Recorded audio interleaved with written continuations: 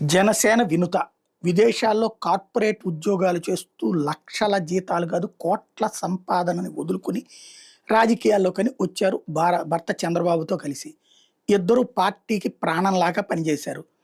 అదే సందర్భంలో 10 ఏళ్లలో నియోజకవర్గానికి దూరంగా ఉంటున్నాడంటూ తెలుగుదేశంకి సంబంధించినటువంటి బొజ్జల గోపాలకృష్ణారెడ్డి గారి అబ్బాయి బొజ్జల సుధీర్ రెడ్డి కి టికెట్ ఇవ్వక తమకే ఇస్తారని భావించారు. తీరా చూస్తే ఆ టికెట్ అవతలకి పోయింది. దానికి కారణం ఏంటంటే వాళ్ళకి సంబంధించిన వ్యక్తిగత సంభాషణలు, వ్యక్తిగతమైనటువంటి వ్యవహారాలు రిలీజ్ కావటం.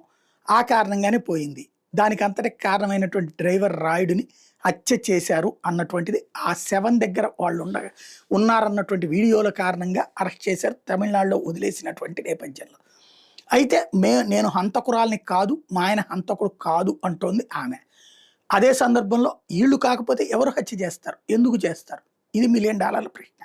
ఖచ్చితంగా సుధీర్ రెడ్డి వేధించాడా, లేకపోతే సుధీర్ రెడ్డి పేరు చెప్పి అతని దగ్గర ఉన్నటువంటి అసిస్టెంట్ వేధించారా, లేకపోతే సుధీర్ రెడ్డిని అడ్డుపెట్టి జనసేనలో ఉన్నటువంటి ఇప్పుడు ఎవరైతే శ్రీకాళహస్తి చైర్మన్ పదవి పొందిన అతను, లేదా ఇంకొక అతను చంద్రాన్ని ఏదో పేరు చెప్తున్నారు కదా, వాళ్ళిద్దరూ ఇబ్బంది పెట్టారా, వాడుకున్నారా, సుధీర్ని మెప్పించడానికి ఈమెని బద్నాం చేయడానికి వాళ్ళు స్కెచ్ వేశారా, ఇవన్నీ దర్యాప్తులో తేల్చాలి. కానీ అది చెన్నై పోలీసులు తేల్చరు, వాళ్ళకి అవసరం లేదు. అదంతా వాళ్ళు కేవలం మర్డర్ చేశారా లేదా అని తేల్చే పనిలో ఉంటుంది. ఇదంతా చేయాలంటే ఒకటి పార్టీ తరపున వీళ్ళ ఇద్దరికి సమన్వయ కమిటీ అన్న విచారణ చేయాలి, లేదా ప్రభుత్వం ఇక్కడ పోలీసులన్నా విచారణ చేయాలి. అట్లా చేయట్లేదు.